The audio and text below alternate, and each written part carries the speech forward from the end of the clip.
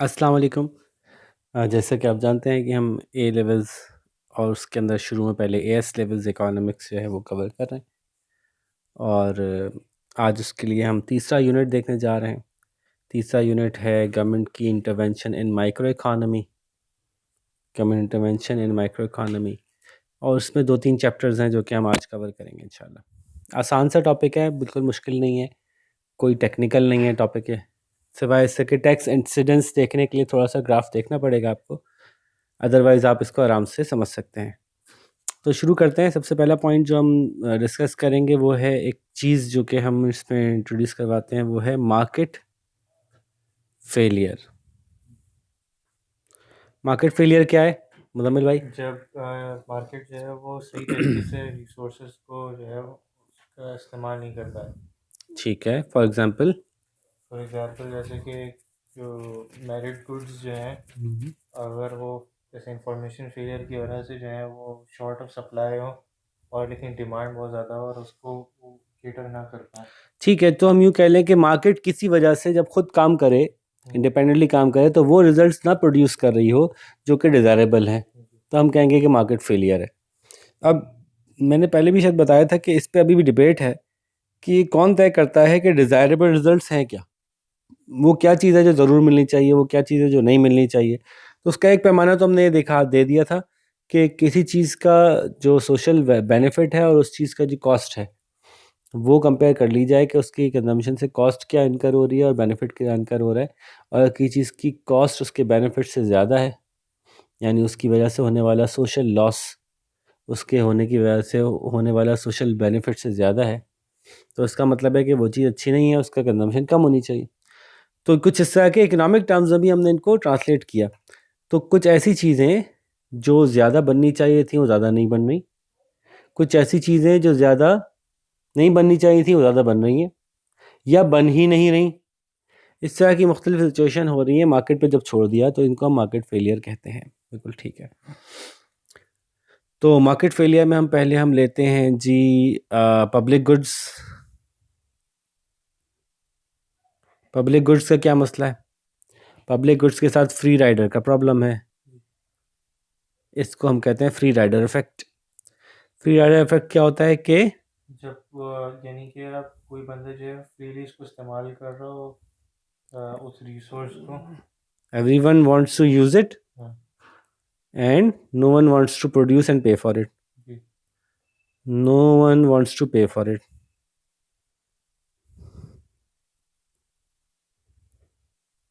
Free rider है, बहुत सारी मिसाल है। सड़क है,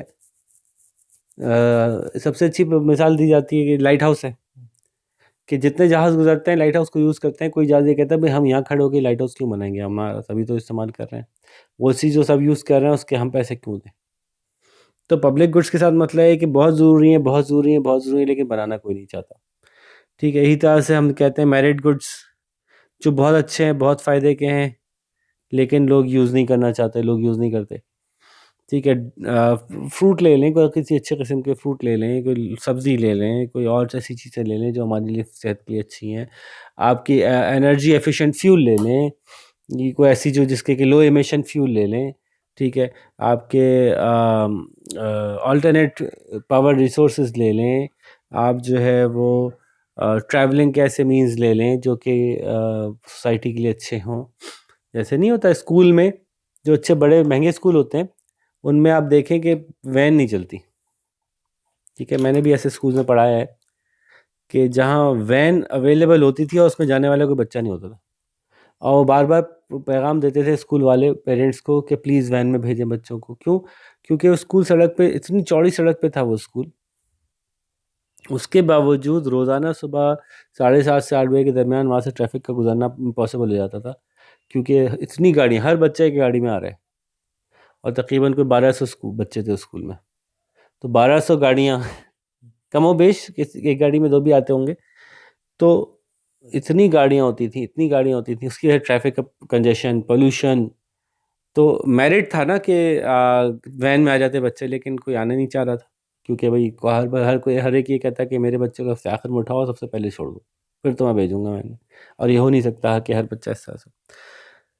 तो वैन जो है वो सूरत में मेरिट गुड बन गई कि इसको किसी तरह से प्रमोट किया जाना चाहिए था, मार्केट पे छोड़ा तो वो तो वैन को प्रोड्यूस ही नहीं कर रही। तो मेरिट गुड्स के साथ क्या है मसला है कि अंडर प्रोड्यूस्ड हैं, और अगर अंडर फॉर प्रोड्यूस्ड हैं। एग्जांपल वो merit goods, for example medical equipments जो हैं वो अगर प्राइवेटाइज्ड हो और उनका बनाना, तो ये भी हो सकता है कि इंफॉर्मेशन फेलियर की वजह से जो कंपनी जो बनाती है वो इतनी मोटिवेटेड नहीं हो कि सप्लाई जो है वो, क्योंकि अपना प्रॉफिट भी देखनी हो, तो वो ये देख रहे होंगे कि इतना ज़्यादा हम सप्लाई करें, इतना प्रोड्यूस करें तो उसका फ़ायदा क्या हो रहा है, ये लोग इतना बाय कर ही नहीं रहे हम्म। क्योंकि इंफॉर्मेशन फेलियर। अच्छा, इंफॉर्मेशन फेलियर जो है उसको हम यहाँ भी काउंट करते हैं। इसकी ज़्यादा अच्छी मिसाल ये है कि जैसे कि ना ऑर्गेनिक फूड होता है, वो इंफॉर्मेशन फेलियर की ज़्यादा, क्योंकि मेडिकल में तो ना हम आ जाते हैं इन इलास्टिक सिचुएशन होती है, कंज्यूमर को जो डॉक्टर ने बता दिया उसको वो लेना पड़ता है। लेकिन जब आप जाते हैं ऑर्गेनिक फूड पे, तो ऑर्गेनिक फूड में इंफॉर्मेशन फेलियर ये है कि लोगों को ये पता नहीं होता कि उनको इतनी हाई प्राइस क्यों पे करनी पड़ रही है, और इस हाई प्राइस को पे करने का उनको क्या फ़ायदा है। तो ये इन्फॉर्मेशन फेलियर है। उस चक्कर में क्या होता है कि प्रोड्यूसर इंक्लाइंड नहीं होता कि वो बनाए, वो पैसे नहीं मिल लीजिए, उसको कॉस्ट ही पूरी नहीं होगी उसकी तो बेचारे की। ऑर्गेनिक फूड बनाना इतना आसान थोड़ी होता है। मैं अपने शहर में बात करूँ तो नट्स को मैं बड़ा अच्छी मिसाल देता हूँ उसमें, कि हमारे यहाँ सुनने में आता है हर साल जब सर्दियाँ आती हैं तो नट्स महंगे हो जाते हैं ना। तो जब नट्स महंगे होते हैं तो लोग कहते हैं यार बहुत महंगे हैं और कौन ले, हालांकि नट्स का जितनी कॉस्ट है उसके मुकाबले में उसका फ़ायदा उनको बहुत ज़्यादा है। नट्स सेहत के लिए बहुत अच्छी चीज़ है। तो अगर वो ओवरऑल वाकई सोचे ना गौर से, तो देखें तो उनके एक वक्त के एक दिन की एक पार्टी के बराबर पूरे महीने के नट्स आ सकते हैं अगर पिज़्ज़ा खाने की पार्टी रख लें आप तो। लेकिन ये बात सोच नहीं रहे होते, इन्फॉर्मेशन फेलियर है यहाँ पे। तो ये भी मेरिट गुड्स होंगे जो अंडर प्रोड्यूस्ड अंडर कंज्यूम्ड हैं, ठीक है। Demerit goods over produced over consumed हैं, ठीक है। ये आपकी सिगरेट हो गई और बहुत से बेताशा डीमेरिट गुड्स हैं, ठीक है। तो ये मार्केट फेलियर्स हैं। इंफॉर्मेशन फेलियर को ले लेते हैं, यहाँ पर हम लिख लेते हैं इंफॉर्मेशन फेलियर।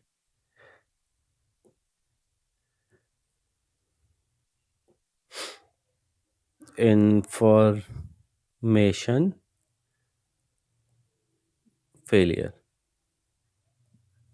ठीक है। तो ये मुख्तलिफ मार्केट फेलियर्स हैं, जिसमें public goods, merit goods, demerit goods और जनरली इंफॉर्मेशन फेलियर भी एक मार्केट फेलियर की सिचुएशन है। ओके, तो पब्लिक गुड्स के साथ क्या होता है? पब्लिक गुड्स के साथ मसला ये है कि दो तीन हमारे पास केसेस मौजूद हैं। सबसे पहला मसला ये होता है पब्लिक गुड्स के साथ कि वो कोई नहीं बनाना चाहता, तो गवर्नमेंट कैसे बनाती है?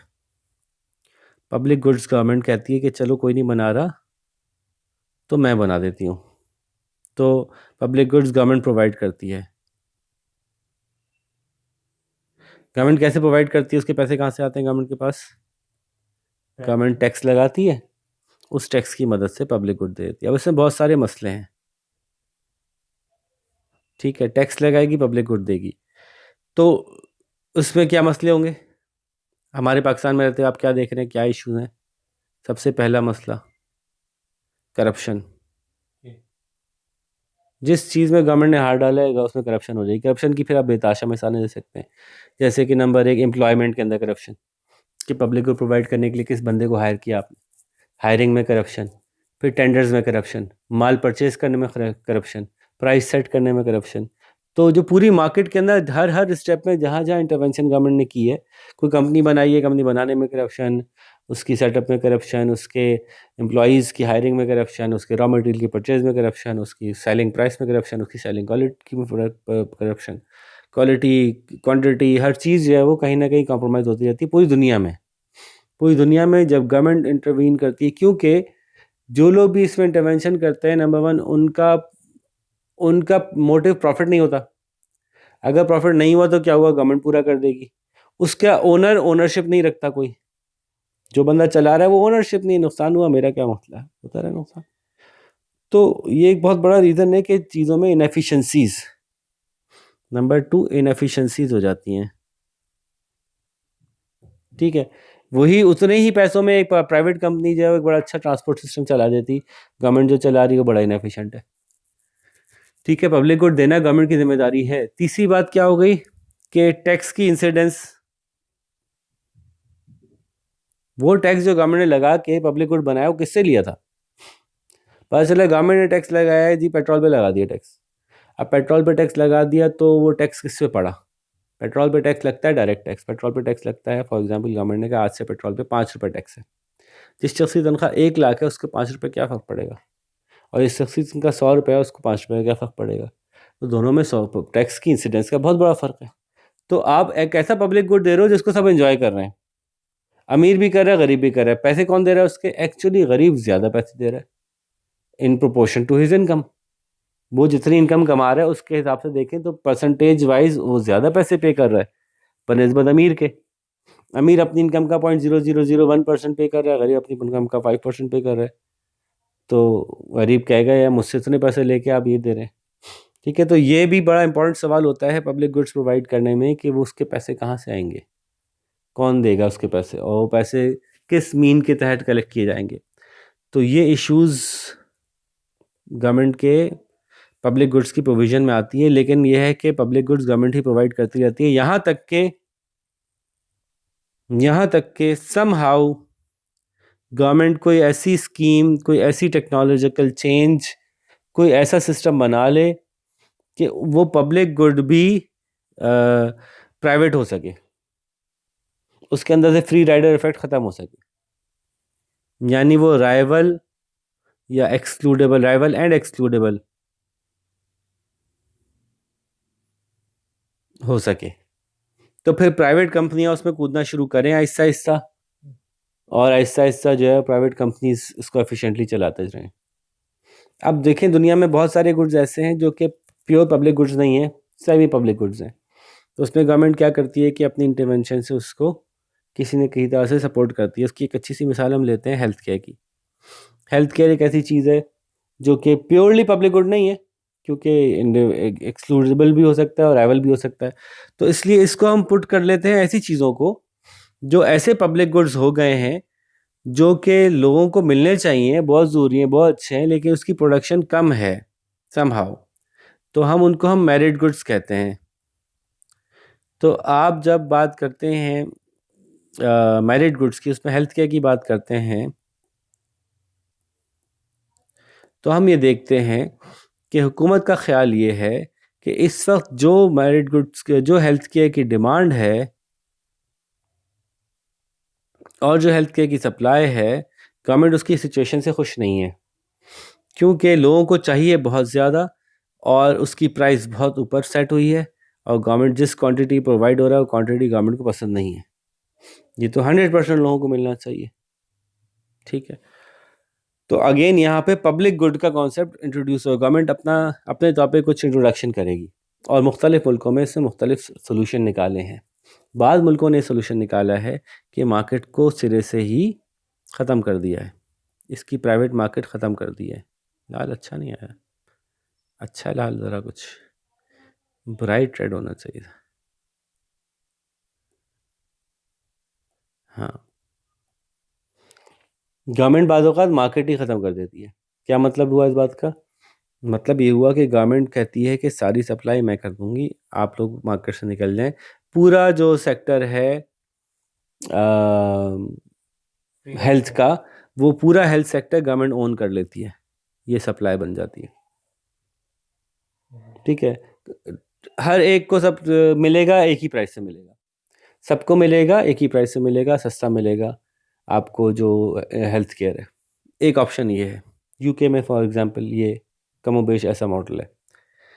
एक मॉडल ये है कि गवर्नमेंट ने कहा कि हम कुछ नहीं कर रहे, वो मैंने पहले बताया। उसी सूरत में क्या होता है कि डिमांड तो बहुत इलास्टिक है, सप्लाई से सेट होती है, प्राइस बहुत हाई सेट हो जाती है, और पूरी सोसाइटी को नहीं मिल रहा होता, कम ही लोग उसको एंजॉय कर पाते हैं। जो बीच का रास्ता है उसमें वो ये है कि गवर्नमेंट ये कहे कि ओके, ये हॉस्पिटल्स की डिमांड है, ये हॉस्पिटल्स की सप्लाई है, सॉरी ये हॉस्पिटल्स की सप्लाई है। तो गवर्नमेंट ये कहती है कि हम अभी तो ये क्वांटिटी सेट हुई है, इतने लोगों को हॉस्पिटल अफोर्डेबल है इस प्राइस पे। गवर्नमेंट कहती है एक एडिशनल फैसिलिटी हम प्रोवाइड करते हैं इन बाकी लोगों के लिए जो एग्जिस्ट करते हैं, एक एडिशनल फैसिलिटी प्रोवाइड करते हैं तो जो लोग यहाँ तक अपनी मर्जी के उसमें जा रहे हैं, फैसिलिटीज़ में जा रहे हैं, वो जाते रहें। जो रिमेनिंग लोग हैं वो हमसे करवा लें। इसमें क्या इश्यूज आ सकते हैं? इसमें इश्यूज आते हैं गवर्नमेंट जो अपनी ये सप्लाई ऑफ गवर्नमेंट और ये सप्लाई ऑफ मार्केट है। गवर्नमेंट जो अपनी सप्लाई अलग से करती है, तो बहुत से ऐसे लोग जो कि यहाँ वाले थे वो भी उठ के इधर आते हैं, कहते हैं मैं सस्ती मिल रही है, मुफ्त की हो रही है, वहाँ से क्यों ना करवाएं हम। ऐसा होता है ना। अगर कोई इलाज गवर्नमेंट के हॉस्पिटल में हो रहा है और सही हो रहा है, कोई बुरा नहीं हो रहा और फ्री का हो रहा है, तो फिर सब वहीं चलो। तो एक तो मसला उसमें ये होता है कि बहुत से ऐसे लोग जो नॉन एलिजिबल होते हैं वो भी उसमें आते हैं। उसका ट्रैक करना मुश्किल होता है कि जो आया है इसकी एलिजिबिलिटी गवर्नमेंट क्या करती है। गवर्नमेंट मुख्तलिफ तरीक़ों से लगाती है कि इससे कम इनकम वाले हाउस होल्ड वाले आ जाओ, जिन हाउस होल्ड की इनकम इससे कम है वो आ जाए, जिनकी सैलरी इससे कम है वो आ जाएं, जिनकी उम्र इससे ज़्यादा है वो आ जाएं। कोई ना कोई वो क्राइटेरिया बनाती है कि वो इस गैप को फिल करने की कोशिश करती है, लेकिन इस गैप में बहुत सारी इनएफिशिएंसीज हैं, एग्जिस्ट करती हैं। तो बाल ये 3 मुख्तलिफ तरह के रास्ते मैंने दिखाया आपको मेरिट गुड्स को सपोर्ट करने के। एक ये है कि वो पूरा मेरिट गुड गवर्नमेंट खुद ही बना दे कि भाई हम दे रहे हैं, एजुकेशन सारी हम दे रहे हैं, आपको बनाने की ज़रूरत नहीं है, ठीक है। या गवर्नमेंट कहे नहीं भाई मार्केट में जो हो रहा है होने दो। लेकिन इस सूरत में बहुत नुकसान होता है, बहुत सारे लोग उससे महरूम रह जाते हैं जो कि सबको मिलनी चाहिए थी चीज़। और तीसरी चीज़ ये है कि जो कि इसमें गवर्नमेंट अपना अपना सेक्टर एक बनाती है और उसमें सप्लाई करना शुरू कर देती है। इसमें दोनों चीज़ें पाकिस्तान में अप्लाई होती हैं, हेल्थ में भी और एजुकेशन में भी। दोनों में गवर्नमेंट ऐसे ही हमारे मुल्क में ऑपरेट कर रही है। प्राइवेट सेक्टर अलग प्राइस और क्वांटिटी पे ऑपरेट करता है और गवर्नमेंट जो है वो एक अलग प्राइस पे अपनी सप्लाई खड़ी करती है जो ऑलमोस्ट नेग्लिजिबल प्राइस होती है, और उस पर अनलिमिटेड सप्लाई शुरू कर देती है कि ठीक है जो जो आना चाहे वो आ जाए। और उसमें कुछ अच्छे लोग, घरों के लोग भी आ जाते हैं, तो गवर्नमेंट उसको माइंड नहीं करती, कहती है ठीक है कोई नहीं। तो एजुकेशन के अंदर भी, हेल्थ के अंदर भी और भी मुख्तलिफ मेरिट गुड्स में ये ज़्यादा अप्रोप्रिएट डायग्राम है, जिसमें गवर्नमेंट एक एडिशनल सप्लाई कर्व शुरू करती है और मार्केट में जो लोग क्वालिटी चाहते हैं, जिन लोगों को एक्सक्लूसिव सर्विस चाहिए है, जिनको जल्द अज जल्द रिस्पांस चाहिए, तो वो मार्केट से जाके लेते हैं वो चीज़। और जिन लोगों के पास पैसे नहीं हैं वो लाइन में लग सकते हैं, लगना पड़ेगा उनको लाइन में, और वो सस्ती चीज़ ले सकते हैं। जिनके के बेड ज़्यादा कंफर्टेबल नहीं होंगे अस्पताल के, स्कूल की डेस्कें ज़्यादा आरामदेह नहीं होंगी, वो फिर भी वो कंज्यूम करना चाहते हैं तो वो इधर आ जाएंगे। ठीक है, गवर्नमेंट को पता है कि हम मार्केट वाले जो वो हैं प्रोड्यूसर्स हैं, हम उनसे कम्पीट नहीं कर सकते इन टर्म्स ऑफ आसाइश लग्जरी देने में, लेकिन कम अज़ कम हम गैप तो फिल कर सकते हैं। तो ये है बात मेरिट गुड्स की। अच्छा, डीमेरिट गुड्स के साथ क्या किया जाता है? डीमेरिट गुड्स के साथ क्या करती है गवर्नमेंट? इंफॉर्मेशन फेलियर को ख़त्म करने की कोशिश करती है। Demerit good for example cigarette है जैसे इनडायरेक्ट टैक्स लगाना या फिर अवेयरनेस कैंपेन चलाना। जी। डीमेरिट गुड की सिचुएशन ये है कि फॉर एग्जांपल ये डिमांड सप्लाई है उसकी, तो गवर्नमेंट कह रही है ये जो प्राइस, ये जो क्वांटिटी है ना, ये सही नहीं है, इस क्वांटिटी पे हमें नहीं चाहिए ये गुड बिकना, तो गवर्नमेंट इस पर टैक्स लगाती है, तो ये क्वांटिटी कम हो जाती है। एक तो ये तरीका है गवर्नमेंट के पास, प्राइस बढ़ा दे, रेवेन्यू भी अर्न हो रहा है और कंजम्पशन भी कम हो गई। प्राइस बढ़ा सकती है गवर्नमेंट। गवर्नमेंट जो है वो इंफॉर्मेशन फेलियर को कैसे ख़त्म कर सकती है इसके, इस डीमेरिट गुड से मुताल्लिक़, और मेरिट गुड के लिए कैसे इंफॉर्मेशन फेलियर बेहतर कर सकती है। कैंपेन चलाए government, media campaign, awareness campaign, television पे इश्तिहार आ रहे हो, बड़ी बड़ी सेलिब्रिटीज़ आके बता रही हो ये चीज़ कितनी बुरी है या ये चीज़ कितनी अच्छी है ना। वसीम अकरम का वो इश्तिहार हमारे बचपन में आता था, 2 लड़के बैठे हैं, वसीम अकरम भाग रहे हैं भाग रहे हैं भाग रहे हैं भाग रहे हैं भाग रहे हैं भाग रहे हैं, रुक ही नहीं रहे। तो बच्चों के सामने से जब गुजरते हैं तो वो बच्चे वसीम अकरम से पूछते हैं, वसीम भाई आप थकते नहीं हैं? तो वसीम भाई ने कहा नहीं मैं सिगरेट नहीं पीता। ठीक है, तो इसी तरह से मीडिया कैंपेन जिसमें सेलिब्रिटीज़ को यूज़ करते हुए लोगों को वो किया जाए कि वो इस डीमेरिट गुड को बुरा कहें। टैक्स भी लगा दिया, कैंपेन भी चला दी, फिर जो प्रोडक्ट है उसके डब्बे के ऊपर लिखा जाए कि इसमें क्या अच्छाई है क्या बुराई हैं, जो बुराई वाली चीज़ है उसकी बुराई लिखी जाए। इसी तरह से सब्सिडी दी जाए मेरिट गुड्स को, ये भी हो सकता है। मेरिट गुड का प्रोड्यूसर, जब हमने ऐसे बात की कि जी अस्पताल तो यही रहेगा, यही अस्पताल है, गवर्नमेंट अपने अस्पताल नहीं बना रही, बल्कि गवर्नमेंट ये कह रही है भाई आपके पास जो केसेस इस प्राइस को अफोर्ड ना कर सकते हो उन केसेस की प्रॉपर स्क्रूटनी होगी और उन केसेस को हम पैसे देंगे उनके। तो इस तरह से ऑटोमेटिकली उन केसेस के लिए सप्लाई बढ़ जाती है मार्केट में। ठीक है। इसका एक तरीका इंश्योरेंस भी है कि ऐसे लोग उन्होंने सेलेक्ट किए, 10 लाख खानदान सेलेक्ट किए, उनका गवर्नमेंट ने एक पब्लिक इंश्योरेंस करा दिया, तो वो ये प्राइस पे नहीं कर सकते, लेकिन इंश्योरेंस की वजह से उनके लिए वो सप्लाई बढ़ गई, वो नेक्स्ट क्वांटिटीज़ पे आ गए। तो गवर्नमेंट टैक्स भी लगा सकती है डीमेरिट पे और सब्सिडी भी दे सकती है मेरिट के ऊपर। और जैसे मैंने कहा, लोगों में कैंपेन चलाए, अवेयरनेस कैंपेन चलाए, बाज़ केसेस के अंदर एक्साइज ड्यूटीज़ लगाए, बैन भी कर दे, इवन बैन भी कर सकती है। कोई बहुत ही एक्सट्रीमली हैजर्डस कोई चीज़ है तो उसको बैन भी कर सकती है। ठीक है जी। तो ये तो बात हो गई कि गवर्नमेंट किस तरह से, आप देखते हैं सिगरेट के डब्बों पे अब आजकल वो कैंसर की तस्वीर बनी हुई आती है। ठीक है। अच्छा, अब अगला टॉपिक इसमें ये है कि टैक्स का इंसिडेंस किस पे कितना होता है। ये बिल्कुल वही डायग्राम बनेगी जो कि हमने कंज्यूमर सरप्लस में बनाई थी, तो उसमें भी कोई नई टेक्निकल चीज़ नहीं है। ये कहना ये चाह रहे हैं कि अगर एक नॉर्मल डिमांड है, एक नॉर्मल सप्लाई है जिसमें अभी इलास्टिसिटीज़ का जिक्र नहीं कर रहे, तो ये प्राइस मार्केट में तय हुई थी। गवर्नमेंट अगर टैक्स लगाती है जिसको आप कहते हैं इनडायरेक्ट टैक्स, और स्पेसिफिक टैक्स लगाती है। स्पेसिफिक का मतलब होता है कि हर गुड पे सेम अमाउंट से टैक्स लग गया। जैसे $1 के बेच रहे थे तो अब 10 सेंट टैक्स लग गया, तो $1 10 सेंट का एक गुड, $2 20 सेंट के 2 गुड, $3 30 सेंट के 3 गुड। तो इसी तरह से ये स्पेसिफिक टैक्स लग गया सेम रेट से सब जगह। ऐसी सूरत में आपको पता है कि सप्लाई जो है वो ऐसे शिफ्ट हो जाती है, S1 से S2, प्राइस जो है वो बढ़ जाती है। लेकिन ये प्राइस जो अब नई आ गई है, इस प्राइस को कौन बेयर कर रहा है? क्या ये सारा का सारा टैक्स की प्राइस शिफ्ट हो गई? जितना एक्चुअल टैक्स लगा था, क्या वो सारा का सारा प्राइस बढ़ा चुका, या एक्चुअल टैक्स में से कुछ अमाउंट प्राइस बढ़ाने का बाइस बनी, कुछ अमाउंट उसका प्रॉफिट कम होने का बाइस बनी? ये चेक करने के हम क्या करते हैं, हम पुरानी प्राइस को देखते हैं, ठीक है, और नई क्वांटिटी को उस पुरानी प्राइस के साथ इंटरसेक्ट करते हैं और देखते हैं इस नई जगह पे जहाँ पे कि नई डिमांड ये रही और सप्लाई ये रही, इस नई क्वांटिटी पे सप्लाई ये रही, डिमांड ये रही, इसके बीच की जो चीज़ है वो टैक्स है। ठीक है। इस क्वांटिटी पे क्या हो रहा है, सीधी लाइन नहीं बन रही, इस क्वांटिटी पे, ये बस समझ लीजिएगा, मुश्किल नहीं है, ज़रा अपना आपको परेशान मत कीजिएगा। पहले प्राइस ये थी, अब प्राइस ये है, और क्वांटिटी पहले ये थी, अब क्वांटिटी ये है। इस क्वांटिटी पे कंज्यूमर इतनी प्राइस पे कर रहा है, और असल में जो सप्लायर का सप्लाई कब था वो तो ये वाला था। तो इस प्राइस पे असल में सप्लायर इस क्वांटिटी, इस जगह पे इस क्वांटिटी को इस प्राइस पे सप्लाई कर सकता था। सप्लायर तो इस प्राइस पे सप्लाई कर सकता था, फिर प्राइस ये चार्ज हो रही है ना।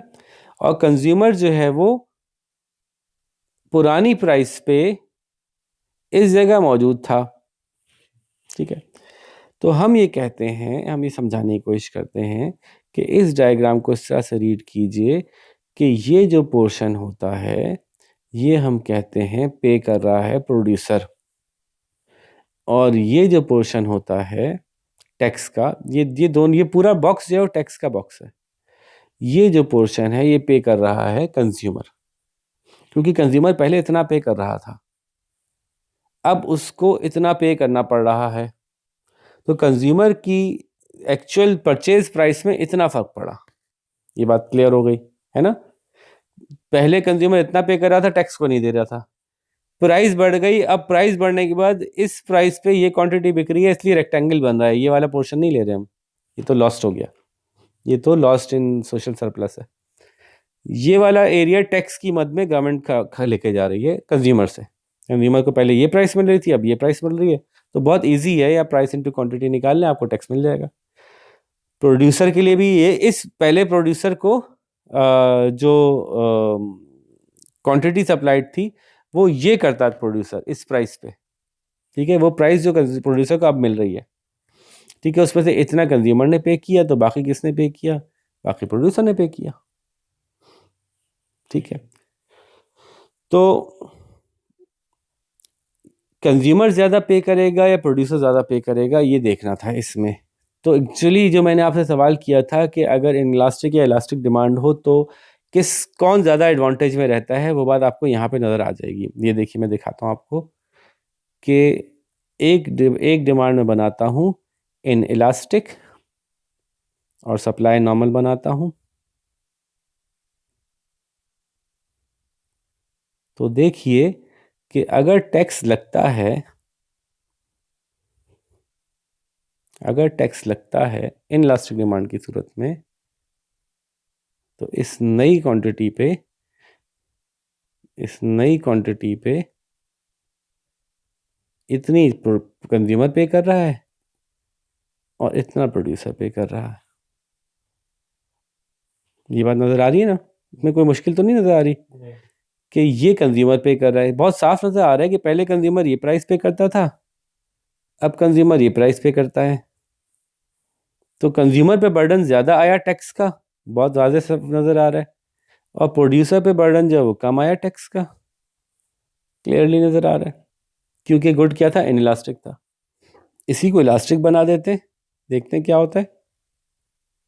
जब इलास्टिक गुड होता है तो आपको पता है कि जहाँ प्राइस बढ़ेगी वहाँ कंज्यूमर छोड़ के चला जाएगा, तो सप्लायर को बात पता है, इसलिए सप्लायर टैक्स का ज़्यादातर इंसिडेंस अपने पास रखने की कोशिश करेगा, जितना बर्दाश्त कर सकता है।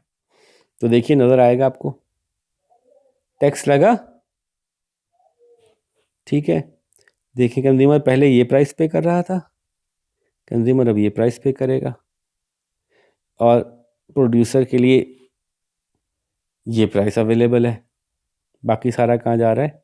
टैक्स में, क्योंकि ये क्वांटिटी बिक रही है। ये असल में सप्लाई यही है, सप्लाई असल में यही है, ये तो टैक्स के बाद बनी। तो आप गौर से देखिए अब कि प्रोड्यूसर को जो टैक्स की इंसिडेंस उठानी पड़ रही है वो ज़्यादा है,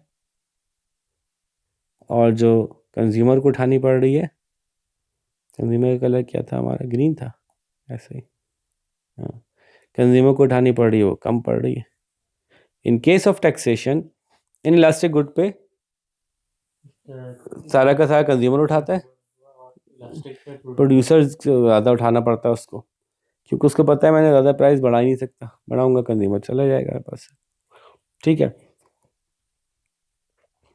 तो इसका एक और मतलब भी है। गवर्नमेंट्स दुनिया भर की, ये जो डेवलपिंग कंट्रीज़ हैं, डेवलपिंग कंट्रीज़ के अंदर गवर्नमेंट्स को ये मसला होता है कि वो कॉर्पोरेट सेक्टर पे जो भी टैक्स लगाते हैं, कॉर्पोरेट सेक्टर वो सीधा सीधा ट्रांसमिट कर देता है कंज्यूमर पे, क्योंकि कॉर्पोरेट सेक्टर को पता है डेवलपिंग कंट्रीज़ में कि हमारे पास जितने भी गुड्स हैं ज़्यादातर ऐसे ही हैं जो कि नेसेसिटीज़ के करीब होते हैं, या तो वाकई होते हैं या लोगों ने मार्केटिंग कैंपेन्स के थ्रू कर दिए होते हैं। पैम्पर के ऊपर टैक्स लगा दो, कंज्यूमर पे लगेगा, मजबूर है कंज्यूमर लेने के लिए। यहाँ तक कि पेप्सी कोक पे लगा दो, कंज्यूमर पे करेगा। बंदों को इतनी अच्छी लगती है, जिसको पीनी है उसको बहुत ज़रूरी पीनी है, उसके बगैर गुजारा नहीं है। चाय पे टैक्स लगा दो, कंज्यूमर पे करेगा, प्रोड्यूसर नहीं रखेगा अपने पर। आप आटे पे टैक्स लगा दें, वो तो नेसेसिटी थी। पेट्रोल पे टैक्स लगा दें, वो तो नेसेसिटी थी। लग्जरीज हमारे यहाँ कम होती हैं। डेवलपिंग कंट्रीज़ में जो प्रोडक्ट्स होते हैं, ज़्यादातर जो बड़ी मार्केट में बिक रहे होते हैं, वो नेसेसिटीज़ ही बिक रहे होते हैं। आप किसी भी बड़े शॉपिंग सेंटर के अंदर जो ग्रोसरी मार्केट है उसमें चले जाएं, तो प्रोडक्ट ज़्यादातर नेसेसिटीज़ ही होते हैं, ठीक है। वरना दुनिया भर में बड़े बड़े स्टोर्स जो होते हैं वहाँ पे सिर्फ नेसेसिटीज़ नहीं बिकती हैं, वहाँ पे अच्छा खासा बहुत कुछ बिकता है। लेकिन हमारे यहाँ जो बड़े स्टोर हैं, जैसे हमारे पास ये है, क्या नाम है इसका, कारफोर। तो हमारे पाकिस्तान के कारफोर के अंदर आप देखें तो ज़्यादा पोर्शन नेसेसिटीज़ का ही है, वही तेल, आटा, चीनी, दाल, यही बिक रही है। लग्जरीज तो बहुत कम होती हैं यहाँ पे, ठीक है। बता मैं ये रहा था कि गवर्नमेंट के लिए टैक्स कलेक्ट करना बड़ा मुश्किल होता है। और गवर्नमेंट को पैसों की बहुत ज़रूरत होती है क्योंकि गरीब मुल्क की गवर्नमेंट है, खाना भी बहुत है उसको, खुद से करप्शन भी बहुत करनी है, टैक्स बहुत चाहिए उसको। तो फिर वो देखती है कि टैक्स हमें लगाना पड़ेगा इनडायरेक्ट। टैक्सेस कितनी तरह के होते हैं? अगर बुनियादी तौर पे देखें तो दो होते हैं, एक डायरेक्ट होता है और एक इनडायरेक्ट होता है। डायरेक्ट का मतलब है लोगों की तनख्वाह पे टैक्स लगा दो, इनडायरेक्ट का मतलब होता है कंजम्पशन पे टैक्स लगा दो, कोई चीज़ कंज्यूम कर रहे हैं उस पर टैक्स लगा दो, कीमत बढ़ा के बेचो। तो गवर्नमेंट के लिए हम जैसे मुल्कों में डायरेक्ट टैक्स वसूल करना अब तक तजर्बे साबित रहा कि मुश्किल है। पाकिस्तान में कितने परसेंट लोग टैक्स देते होंगे? 10% भी नहीं देते, 5% भी शायद नहीं देते। नहीं, कम लोग टैक्स देते हैं डायरेक्ट टैक्स। हर वो शख्स जो किसी ऐसे इदारे में नौकरी कर रहा है जो कि टैक्स के इदारे से रजिस्टर्ड है, वो मजबूरन टैक्स दे रहा है, बाकी कोई टैक्स नहीं दे रहा। कोई अपने आप को खुद से रजिस्टर नहीं कर रहा। गवर्नमेंट मुख्तलिफ तरह के तरीके निकाल रही है कि आप जो अगर आप में से कोई कमाने वाला है तो वो टैक्स दे, ताकि हम उससे टैक्स लेने में मजबूर ना हो जाए जो नहीं कमाने वाला। मसलन गवर्नमेंट को एक रोड बनानी है, गवर्नमेंट नहीं कह रही है भाई जो ज़्यादा कमाते हैं पैसे दे दो, रोड बन जाएगी, सबका भला हो जाएगा भाई। अब अगर वो पैसे नहीं देंगे तो गवर्नमेंट टैक्स लगाएगी पेट्रोल पे, पेट्रोल पे टैक्स लगेगा तो सबको देना पड़ेगा। जो बसों में जाते हैं वो भी देंगे, जिनकी अपनी गाड़ी वो भी देंगे, और बसों वाले ज़्यादा फंसेंगे क्योंकि उनकी इनकम कम है, वो टैक्स उनको ज़्यादा महसूस होगा। फिर उसके पैसे से रोड बनेगी तो उनके साथ इनजस्टिस होगा। लेकिन चूंकि डायरेक्ट टैक्स हमारे पास कलेक्ट करना बहुत मुश्किल है, डायरेक्ट टैक्स कलेक्शन के लिए मुख्तलिफ गवर्नमेंट ने मुख्तलिफ स्कीम्स चलाई हैं। इंडिया की गवर्नमेंट ने क्या स्कीम चलाई थी?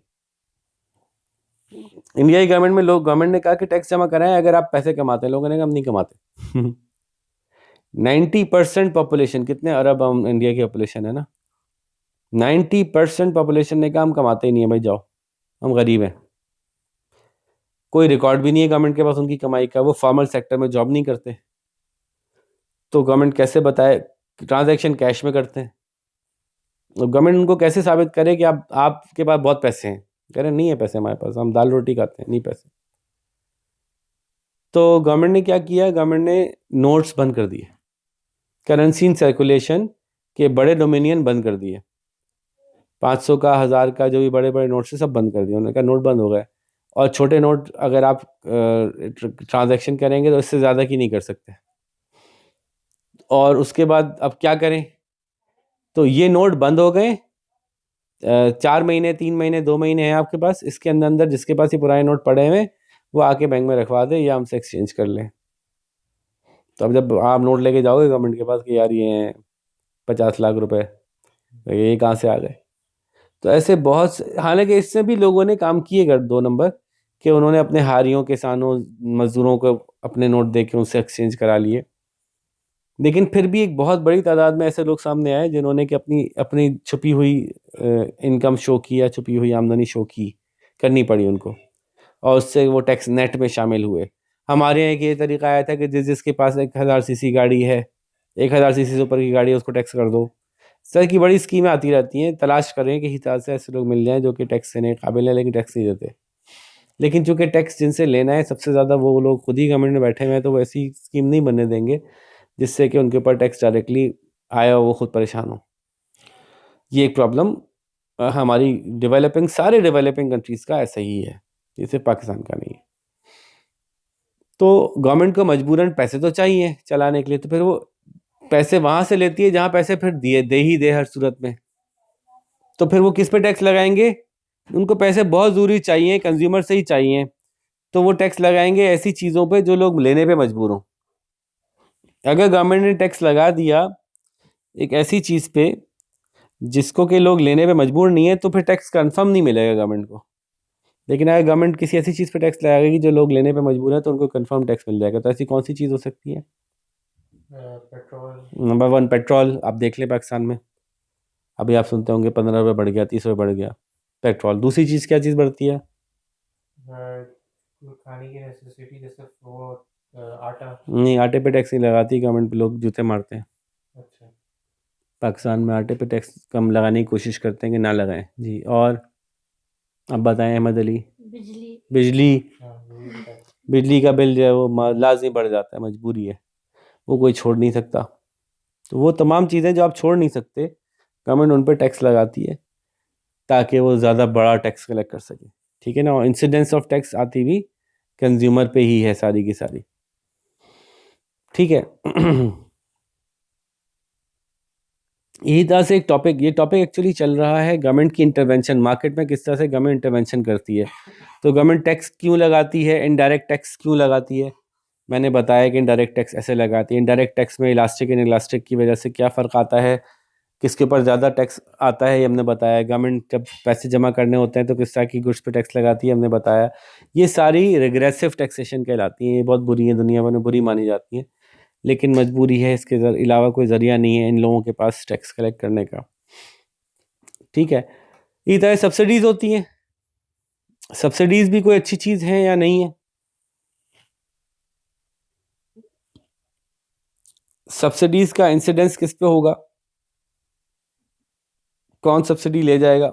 सब्सिडी एक बहुत बड़ा कंट्रोवर्शियल टॉपिक है। वो सब्सिडीज जो डायरेक्ट प्रोड्यूसर को दी जाती है, कंट्रोवर्शियल टॉपिक है। क्यों, क्योंकि प्रोड्यूसर को ने क्वांटिटी टैक्स तो जब लिया था ना तो पर यूनिट पे लिया था उसने। आपने कहा भाई मैं तुम पे इतना टैक्स लगाता हूँ, पर यूनिट पे लगा दो भाई। 1 रुपए की चीज़ बेच रहे थे, 1 रुपए 10 पैसे की बेचोगे। सब्सिडी वो ये कह के नहीं लेते। सब्सिडी कहते हैं हमारे बिजली के बिल ना 10% से कम कर दो, उससे तुम अपनी प्राइस कितनी कम करोगे ये नहीं पता चलेगा। एक्चुअली जितने सब्सिडी ली वो पूरी की पूरी ट्रांसफ़र हुई कंज्यूमर को या नहीं हुई ये नहीं पता चलेगा। सब्सिडी वो पर यूनिट पे नहीं ले रहे, पर यूनिट ऑफ प्रोडक्शन पे लेके आगे प्राइस में नहीं रिफ्लेक्ट करा रहे, बल्कि सब्सिडी वो होल लमसम में लेते हैं, किसी और चीज़ की कंजम्पशन में लेते हैं। बिजली कंजम्पशन में ले लेंगे, रेंट में ले लेंगे। अगर कहीं कोई चीज़ ट्रांसपोर्ट कर रहे हैं उसके अंदर कहीं किसी तरह का, जैसे कि कहीं एक्सपोर्ट कर रहे हैं तो वहाँ कोई परसेंटेज ऑफ टोटल प्राइस ले लेंगे। एक्चुअली कंज्यूमर को क्या इम्पेक्ट पड़ा उसका, वो एक क्वेश्चनेबल टॉपिक है। बहरहाल लेकिन हम थ्योरेटिकली जब बनाते हैं तो सब्सिडी से हम दिखाते हैं कि S1 से S2 चली गई। और आप ये इन इलास्टिक और इलास्टिक डिमांड पे जैसे ये S1 से S2 किया था आपने कम करके, और दिखाया कि जब प्राइस बढ़ी थी तो इंसिडेंस जो है इन इलास्टिक में कंज्यूमर पे ज़्यादा हुआ। बिल्कुल इसका उलट कर लें, जब प्राइस कम होगी तब भी इंसिडेंस इन इलास्टिक में कंज्यूमर का ज़्यादा होगा। अगर सब्सिडी गवर्नमेंट ने किसी ऐसी चीज़ पे दी जो इन इलास्टिक है तो कंज्यूमर का बहुत ज़्यादा फायदा होगा, कंज्यूमर को बहुत अच्छा लगेगा, ठीक है। इसलिए आप देखें तो हमारे यहाँ अगर इलेक्शन होने वाले होते हैं तो उससे पहले जो है वो पेट्रोल प्राइस कम की जाती है, तो इंसिडेंस उसकी कंज्यूमर पे ज़्यादा आती है, कंज्यूमर को ज़्यादा फील होता है, ज़्यादा मज़ा आता है, ठीक है जी। तो ये सब्सिडीज़ की बात हुई। टैक्सेस और subsidies are the same thing in term, अगर हम देखें ग्राफिकली, सिर्फ डायरेक्शन का फ़र्क है ना। इंसिडेंस का इफेक्ट भी सेम नज़र आता है, सिर्फ डायरेक्शन का फ़र्क होता है। अच्छा, क्या गवर्नमेंट ऐसा भी करती है कि गवर्नमेंट इंटरवेंशन इस तरह से करे कि direct provision of goods and service शुरू कर दे। तो ये बात पीछे हुई हमारी, public goods government directly produce करती है। और डायरेक्ट प्रोविजन में क्या मसाइल आते हैं, गवर्नमेंट खुद से जब बनाती है उसमें क्या मसाइल आता है, मैंने बताया था। चलें आप ज़रा लिस्ट करवाएं मुझे, डायरेक्ट प्रोविजन में क्या मसाइल आते हैं गवर्नमेंट जब करती है।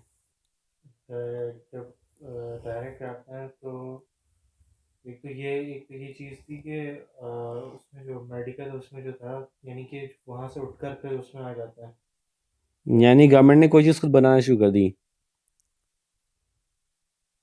जैसे कि खुद ही जो है हेल्थ केयर सिस्टम में खुद जो है वो हॉस्पिटल बना लिए गवर्नमेंट ने खुद एयरपोर्ट बना क्योंकि दिए।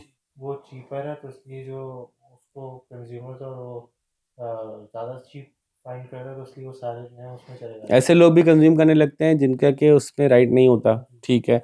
सबसे पहले एक काम ये होता है कि जैसी कोई चीज़ गवर्नमेंट बनाती है वो इनएफिशिएंट हो जाती है, जी। वो प्रॉपरली चल ही नहीं रही होती। एक काम जो एक बंदे का करना होता है वो 4 बंदे कर रहे होते हैं, स्लो। क्या ज़रूरत है यार, अपना कौन से बॉस बैठा प्रॉफिट के लिए हमें डांट रहा है, उसको भी मसला नहीं है। किसी को मसला नहीं है कि फॉर प्रॉफिट काम होना है कि नहीं होना। इनएफिशिएंसीज आती हैं, करप्शन आती है, ठीक है, मिसयूज आता है। आपको पता है कि जहाँ जैसे ही कहीं कोई चीज़ डायरेक्टली प्रोवाइडेड होती है वहाँ कितना मिसयूज होता है। एक की जगह 10 जलाते हैं आप, ठीक है। वो नहीं होता जब आपको इंश्योरेंस मिलती है कि आप की तबीयत ख़राब हो तो आप जो भी टेस्ट करवाएंगे वो फ्री में होगा, तो जो डॉक्टर आपको टेस्ट लिख के देता है वो 50 टेस्ट लिख के देता है। क्यों भाई? अरे यार फ्री में हो रहे हैं, करा लो सारे। जिसकी ज़रूरत है वो भी दे रहा है, जिसकी ज़रूरत है नहीं है वो भी दे रहा है। यूएस में बहुत होता है। यूएस के अंदर आपको जो पे कर सकते हैं एक सर्टेन अमाउंट से ऊपर अगर आपकी इनकम है तो अब गवर्नमेंट आपको मेडिकल नहीं देगी। यूएस का मेडिकल गवर्नमेंट नहीं देगी आपको, बल्कि मेडिकल के लिए आपको क्या करना पड़ेगा, इंश्योरेंस करवाना पड़ेगा। अब इंश्योरेंस हो गया ना आपका, अब आप गए, बज़ाहिर कितना अच्छा काम हो रहा है, कितनी बड़ी इनएफिशिएंसीज क्रिएट करता है डायरेक्ट प्रोविजन बातों का, कि जब आपको पता चल गया कि भाई अब ये तो फ्री है, तो जो टेस्ट करवाने वाली कंपनीज होती हैं वो डॉक्टर्स को पे करती हैं कि भाई इस बंदे के 4 टेस्ट हों, आप 8 लिखो। और ऐसे ऐसे टेस्ट बना के देती हैं जो एक ही चीज़ के थोड़े एंगल डिफरेंट कर करके, क्योंकि उनका ऑडिट तो होता है। आपने बंदा एक खांसी के लिए आया, आपने हड्डियों का टेस्ट क्यों लिख दिया भाई? एक बंदा आंखों के टेस्ट के लिए आया था, आपने उसका जो है वो पॉटी टेस्ट क्यों करा रहे हैं? तो ये तो ऑडिट होता है उनका। तो फिर टेस्ट कंपनी ने क्या किया, आंखों के ही 500 टेस्ट निकाल दिए। ठीक है, आपको खांसी में उसी के इतने टेस्ट निकाल देंगे कि वो ये इस एंगल से देखा, ये उस एंगल से देखा, ये इस एंगल से देखा, ये इस एंगल से देखा। तो उसमें ये उनकी दिमाग उसमें चलने लगता है। तो इनएफिशिएंसीज, मिसयूज, करप्शन, ये जो है वो डायरेक्ट प्रोविजन के अंदर हमें बहुत नज़र आता है। एक और गवर्नमेंट की इंटरवेंशन मशहूर है जी, ख़ास तौर पे सारे ही मुल्कों में होती है, एग्रीकल्चरल में बहुत नज़र आती है। वो होती है डायरेक्ट प्राइस कंट्रोल। ठीक है, 2 तरह से करती है डायरेक्ट प्राइस कंट्रोल गवर्नमेंट। किस किस तरह से करती है? मैक्सिमम और मिनिमम ज़बरदस्त, यही 2 तरीके हैं। मैक्सिमम प्राइस सेट करती है या मिनिमम प्राइस सेट करती है। ये याद रखिएगा कि मिनिमम प्राइस जो है वो इक्विलिब्रियम से ऊपर होती है। अक्सर बच्चे जल्दी में जब मिनिमम समझते हैं तो उनके ध्यान में आता है कि मिनिमम का मतलब है इक्विलिब्रियम से नीचे, मैक्सिमम का मतलब है इक्विलिब्रियम से ऊपर। एक्चुअली मतलब इसका उलट है। मिनिमम का मतलब कम से कम इतने पे करोगे या इससे ज़्यादा। मिनिमम प्राइसिंग का मतलब है गवर्नमेंट ये देख रही है कि ये चीज़ बहुत सस्ती बिक रही है, इतनी सस्ती नहीं बिकनी चाहिए, तो कम से कम इतना पे करो या इससे ज़्यादा। ये आमतौर पे तभी होगा जब जो प्राइस मार्केट में सेट होगी गवर्नमेंट को वो कम लग रही होगी। गवर्नमेंट कहेगी नहीं, अब प्राइस इस इक्विलिब्रियम से ऊपर जाएगी, और इसका नाम होगा मिनिमम प्राइस। ठीक है, तो यहाँ कंफ्यूज होते हैं लोग कि है तो प्राइस ये इक्विलिब्रियम से ऊपर, इसका नाम मिनिमम क्यों है? मिनिमम इसलिए कि इससे नीचे नहीं आ सकती कीमत, इससे ऊपर ऊपर चलेगी कीमत।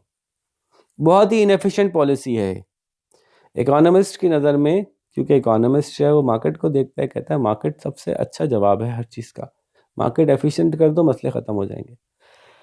ये मार्केट में बहुत इनएफिशिएंसी क्रिएट करती है। क्यों? अजीब पागल कर दिया आपने। आपने प्राइस मार्केट की यहाँ सेट थी, आपने प्राइस यहाँ ले गए, प्रोड्यूसर क्या कहेगा, ओ हो बहुत ज़बरदस्त, मैं तो बहुत बनाऊंगा। इस प्राइस पे कंज्यूमर कितने में लेने के लिए तैयार है? वो ये तैयार है। और ये क्या है भाई? फिर ये क्या है बीच में? ये क्वांटिटी सप्लाई हो गई, ये क्वांटिटी डिमांडेड हो गई इस प्राइस पे, तो फिर ये इतना बड़ा सरप्लस कहलाता है।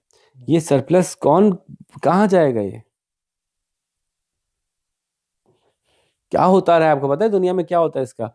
यूएस के अंदर कंट्री ने ये कहा कि भाई गंदम बनाने में जो प्राइस, अब गंदम, चूंकि गंदम बहुत बन रहा था, टेक्नोलॉजिकल एडवांसमेंट इतनी हो गई कि एक एक एकड़ से 150-150 मन बन रहा है। हमारे मुल्क में रिकॉर्ड कायम हो जाता है 60-65 बन जाए तो एक एक एकड़ से 150-150 मन बन रहा है गंदम।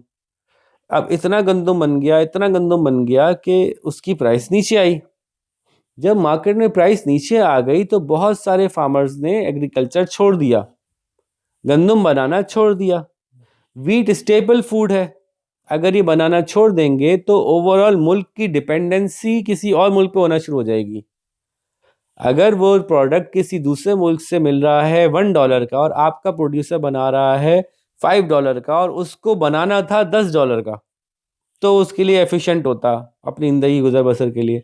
जब चीज़ों की प्राइस नीचे होके आपके मुल्क में $5 पे आ गई तो आपका किसान कहेगा भाई मैं तो नहीं बना सकता, जबकि पता है कि बाहर वाले मुल्क में $1 की मिल रही है। फिर तो बिल्कुल ही किसान का बचना, खड़ा होना बेकार हो जाएगा, मुश्किल हो जाएगा। किसान अपने खेत बंद करेगा, कुछ और करेगा, ज़मीनें बेच देगा। तो जब ये ट्रेंड शुरू हुआ तो यूएस ने क्या किया, इसको कहा कि मिनिमम प्राइस, इसका नाम रखा सपोर्ट प्राइस, एग्रीकल्चर या वीट सपोर्ट प्राइस।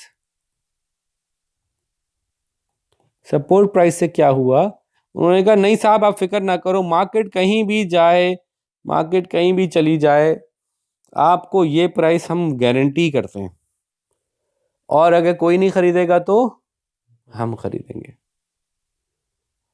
तो प्रोड्यूसर्स इसकी वजह से क्या करते हैं, प्रोड्यूसर्स की वजह से बहुत बनाते हैं, और इस प्राइस पे कंज्यूमर लेने के लिए तैयार नहीं होते। तो एक्चुअली मार्केट में इक्विलिब्रियम भी चल रहा होता है किसी ना किसी तरह से।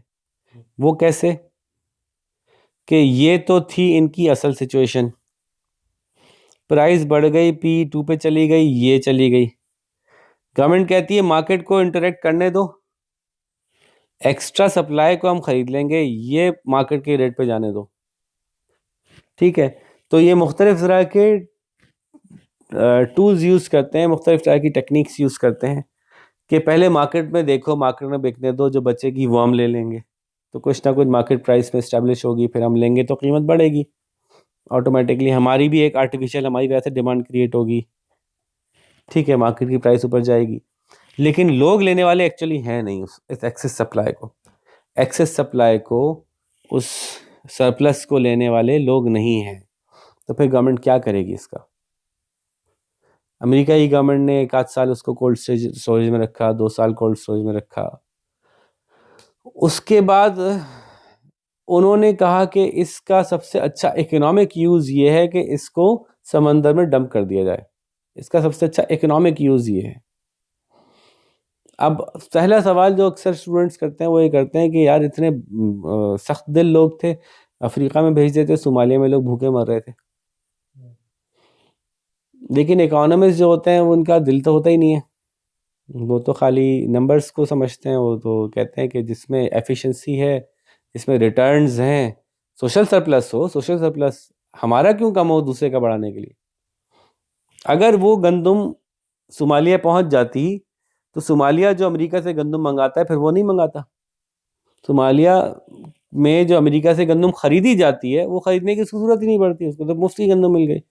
तो ना सिर्फ वो गंदम बेकार गई अमेरिका के अपने फ़ायदे के लिए, बल्कि वो जो गंदम उन्होंने नहीं फेंकी थी कि जिसको कि तिजारत के लिए इस्तेमाल करना था, वो भी बेकार हो गई, और प्राइसेस इतनी सी चली गई कि उनको सब्सिडी डबल से ट्रिपल करनी पड़ेगी अपनी, क्योंकि मार्केट में अगर वो फ्लोट कर देंगे उस क्वांटिटी को जो कि उनके लिए एक्सेस थी, तो उनकी अपनी प्राइसेस पे बहुत इम्पैक्ट पड़ेगा, तो इसलिए वो उसको डंप करते हैं। हर मुल्क में कुछ ना कुछ ऐसी चीज़ जो कि वो सब सस्टेन करवाना चाहते हैं, वो जो डेवलप कंट्रीज़ हैं वो डंप करते हैं। इंग्लैंड में दूध डंप हुआ कितने साल, ठीक है, बहुत बड़ा वो दुनिया भर का हब था यहाँ पे कि उन्होंने जेनेटिकली मॉडिफाई किया, गाय ने इतना दूध दिया, इतना दूध दिया, इतना दूध दिया। पहली दफ़ा जब दूध इतना दिया लोगों ने कहा ओए होए इतना दूध, अगले साल पता नहीं कितना होगा, इसको स्टोर करते हैं, ज़रूरत से ज़्यादा था, एक्सपोर्ट की ज़रूरत से भी ज़्यादा था, स्टोर कर लिया, अगले साल इसको एक्सपोर्ट कर देंगे, कंज्यूम कर, अगले साल उससे ज़्यादा दूध हो गया, तो फ्रेश दूध तो कंज्यूम हो गया, फिर बच गया, एक्सपोर्ट भी कर लिया, सब कुछ कर लिया, फिर बच गया, इतना दूध से स्टोर कर लेते हैं। फिर उसके बाद पता चला स्टोर करने की कॉस्ट प्रोड्यूस करने की कॉस्ट से बढ़ गई, तो डंप किया उन्होंने। ये कोविड में अमेरिका में भी हुआ था कि जो है लोग मतलब बकायदा दूध जो है वो ज़ाया कर रहे थे ताकि मार्केट चलती रहे जी। और प्राइसेस क्रैश ना करें। हम्म। तो ये सरप्लस जमा हो जाता है, गवर्नमेंट इस सरप्लस को ख़रीद लेती है। पाकिस्तान में क्या होता है, पाकिस्तान में उस चीज़ की सपोर्ट प्राइस ज़्यादा रखी जाती है जो पॉलिटिशियंस बना रहे होते हैं। पॉलिटिशियंस के इंडस्ट्री भी है, पॉलिटिशियंस के खेत भी हैं। पाकिस्तान के पॉलिटिशियन के लिए सबसे ज़बरदस्त दोनों हाथों से खाने का जो तरीका है वो ये है कि फैक्ट्री भी उसी चीज़ की लगाओ और जिसकी चीज़ के वो होती है एग्रीकल्चर होता है, तो वो बनती है चीज़, स्पेशल चीज़ शुगर। शुगर अगर मुल्क को ना मिली तो बहुत बड़ा नुकसान है, पहले तो ये बात सबके ध्यान में बिठाई जाती है। उसके बाद शुगर अगर ना मिली तो शुगर का की फैक्ट्री बनाना मुल्क के लिए सबसे बहुत बड़ा हमारा खिदमत है। शुगर की फैक्ट्री लगाते हैं, और सिर्फ वो लगा सकता है जिसको हुकूमत इजाज़त दे, हर कोई नहीं लगा सकता। उसको उन्होंने कर दिया एंट्री बैरियर। अब आप नहीं लगा सकते शुगर की फैक्ट्री, शुगर की फैक्ट्री सिर्फ गवर्नमेंट की मर्ज़ी से लगेगी। मर्ज़ी से किसकी लगेगी, उन्हीं की लगेगी जिनकी बड़ी बड़ी पार्टीज हैं।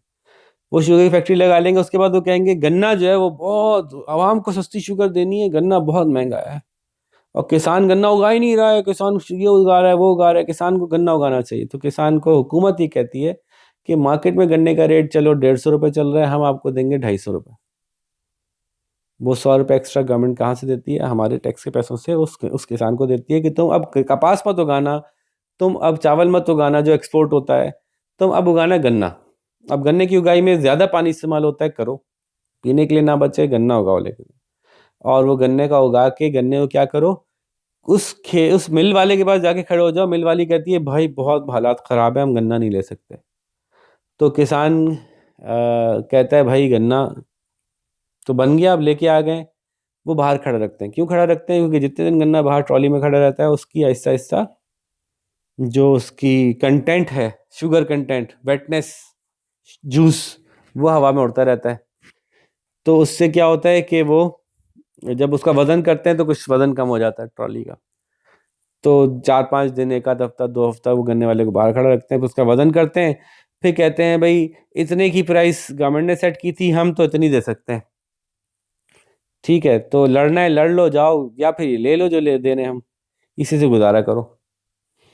तो वो इतनी प्राइस खुद देता है, जो गवर्नमेंट की सब्सिडी होती है वो देता है, तो सभी डंडी मारी जाती है। बात समझ रहे हैं मेरी? गवर्नमेंट ने कहा कि गन्ने की परचेज प्राइस मिसाल के तौर पर मैं ऐसी 1700 रुपये है। फैक्ट्री वाले ने कहा था गवर्नमेंट को कि हम 1300 रुपये देंगे, बाकी 400 आप दीजिएगा। गवर्नमेंट ने कहा ओके 400 हम दे देंगे। जब वो गन्ने वाला 1700 रुपये लेने यहाँ पहुंचता है, पहले तो उसे गन्ने का वजन कम करवाते हैं, उसके बाद वो 1700 रुपये नहीं देते उसको, साइन 1700 रुपये का लेते हैं उससे, लेकिन कहते हैं ये सब्सिडी तो हम दे रहे हैं आपको, लेकिन हमारी प्राइस 1300 नहीं है, हम उससे भी नीचे दे सकते हैं। तो फिर वो और कम उसको मिलता है। बहरहाल आखिरकार जो ये गवर्नमेंट की इंटरवेंशन है मार्केट में, सब्सिडी की सूरत में या डायरेक्ट प्राइस फिक्स करने की सूरत में, ये बहुत ही पूरा ज़बरदस्त किस्म की इनएफिशिएंसी क्रिएट करती है। इससे नुकसान ही नुकसान है। हमेशा इसको नाम ह्यूमैनिटेरियन ग्राउंड का दिया जाता है कि ऐसी चीज़ों पे हम देते हैं जो अगर ना दिया तो क्या हो जाएगा, तो पता नहीं क्या होगा। लेकिन अब तक हमने जो एक्सपीरियंस किया है वो ये किया है कि ये होता आखिरकार उन्हीं लोगों का है जो कि गवर्नमेंट में खुद बैठे होते हैं, उन्हीं का बेनिफिट होता है। और वो कंट्रीज़, वो इकोनॉमीज़ जो कि इससे बाहर आ गए, जहाँ ट्रांसपेरेंसी बेहतर हो गई है, जहाँ पे कि गवर्नमेंट की इन्वॉल्वमेंट डायरेक्ट बिजनेस में कम हो गई है, वो अपने अपने ज़ाती कारोबार नहीं कर पाते वरना पकड़ लिए जाते हैं, एफिशिएंट हो गए हैं इस मामले में। तो वहाँ पे आप गौर कीजिएगा कि वहाँ पे डायरेक्ट प्राइस कंट्रोल भी नहीं रहे अब चीज़ों के, वहाँ पे डायरेक्ट सब्सिडीज़ भी बहुत कम हो गई हैं। फिर सिवाय इसके कि एक काम गवर्नमेंट ने करना शुरू कर दिया इन डेवलप्ड कंट्रीज़ में, वो क्या है, जो आपके पास आया होगा, वो आएगा आगे चैप्टर में, लास्ट चैप्टर में। मैं ज़रा वो टॉपिक देख लूँ, वो है ट्रांसफ़र पेमेंट्स।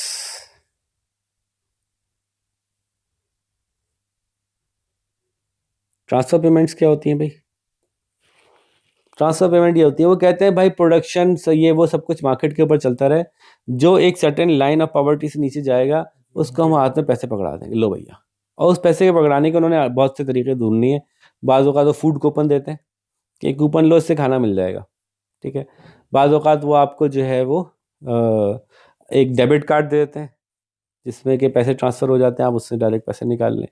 बहुत से मुल्कों में पेंशन के नाम से एक फ़ंड कायम किया गया, हमारे मुल्क में भी है पेंशन का फ़ंड। पेंशन का फ़ंड क्या होता है कि जो लोग हुकूमत के या कुछ ख़ास इदारों के मुलाजिम रहे हैं, जब वो बूढ़े हो जाएं तो उनको एक अमाउंट मिलती रहे।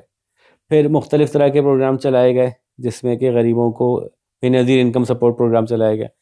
पाकिस्तान जैसे मुल्कों में मसला ये है कि ट्रांसफ़र पेमेंट्स भी जो हैं वो 50% ज़्यादा अपनों अपनों को ही होती हैं। यानी गवर्नमेंट के मौजूदा सर्विंग एम्प्लॉइज़ ट्रांसफ़र पेमेंट ले रहे थे बेनज़ीर इनकम सपोर्ट की, ले रहे हैं, अभी भी लेते हैं, और बाकायदा बिकते हैं ये कि आपको चाहिए बेनज़ीर इनकम सपोर्ट तो आप ले लो भाई, 20,000 महीना, इतने रुपए दे दो एडवांस में, हो ये 20,000 का, तुम कार्ड अपना बनवा लो।